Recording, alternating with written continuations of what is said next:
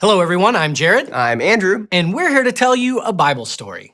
Our story is about one of the most famous heroes in all of the Bible, King David. But our story begins long before David is king, so let's rewind to when David was just a boy. Beep boop. Now, David was the youngest of 8 brothers, so he had to do the jobs that nobody else wanted to do, like taking care of his father's sheep. Gross. Hey, sheep's gotta do what a sheep's gotta do.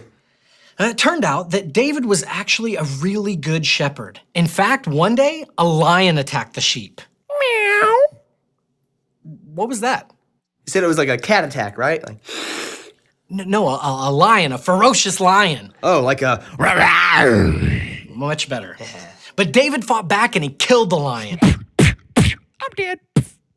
Then, another day, a bear attacked the sheep. Oh.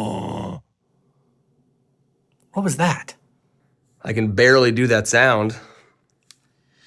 But David fought back and he killed the bear too. I'm dead too. While David was taking care of his father's sheep, his brothers had a much more important job. They were in the Israelite army, preparing for an epic battle. Get to the chopper!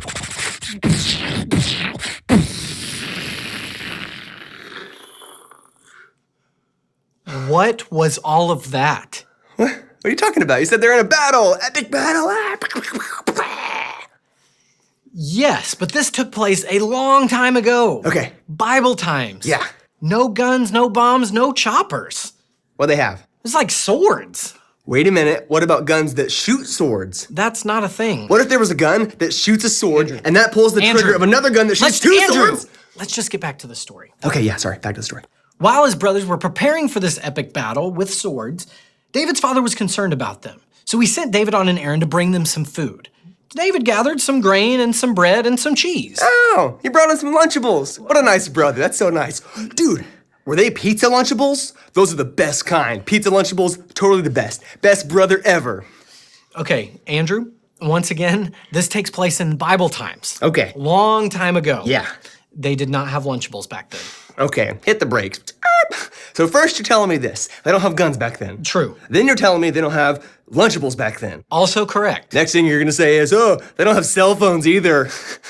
Andrew, they didn't have cell phones back then either. I knew it!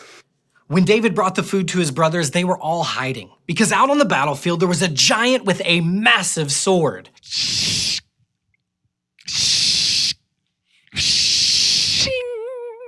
He was shielded in bronze.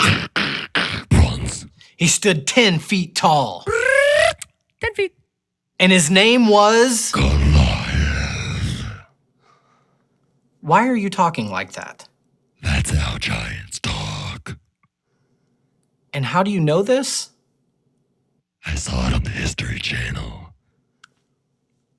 When David arrived on the battlefield, Goliath was insulting the people of God, even cursing God himself. Beep. Oh, Goliath's a cusser.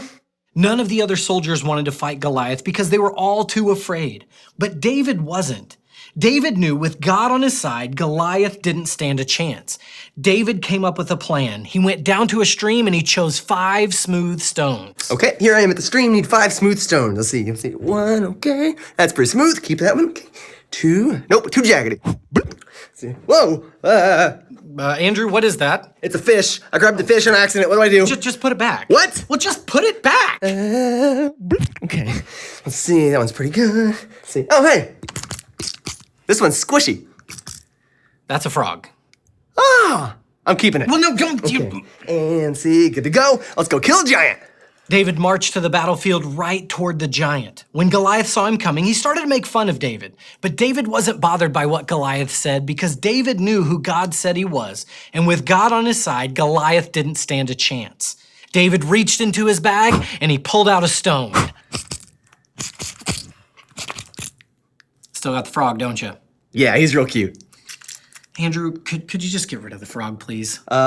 Excuse me, his name is Carlos. Andrew, could you get rid of Carlos, please? Okay, fine. No, Andrew, spit it out. Spit the frog out. Andrew, spit it out. Spit him out. Did you just eat that frog? That's really salty. David reached in his pouch and he pulled out a stone. He put it in his sling and he spun it around above his head. Just then, Goliath drew his massive sword and charged. The giant stormed across the battlefield right towards David. But David held his ground because he knew who God said he was. As Goliath got closer, David began to swing faster and faster and faster, waiting for the perfect shot. He took a deep breath and he let it rip. What was that? What are you talking about? You said he let it rip, right?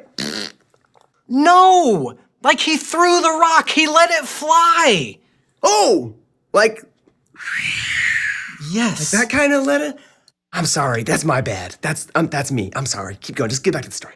The stone flew through the air and hit Goliath right between the eyes. The stone sunk deep into his head and Goliath fell to the ground.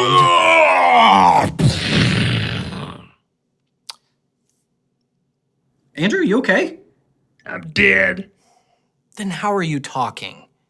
I'm a ghost. Come on, man. Let's finish the story. Okay. So David reached down, picked up Goliath's sword, and he chopped off his head.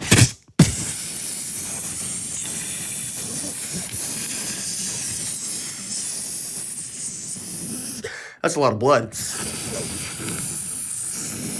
Oh, almost done. He's out.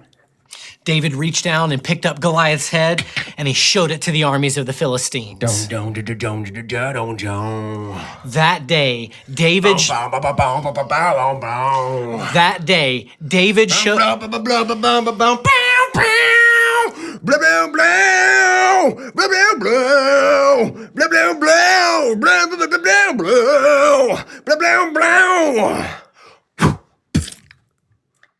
That day, David showed everyone that even though he was just a boy, he could still do the great things that God had planned for him. And that, ladies and gentlemen, is the story of David and Goliath.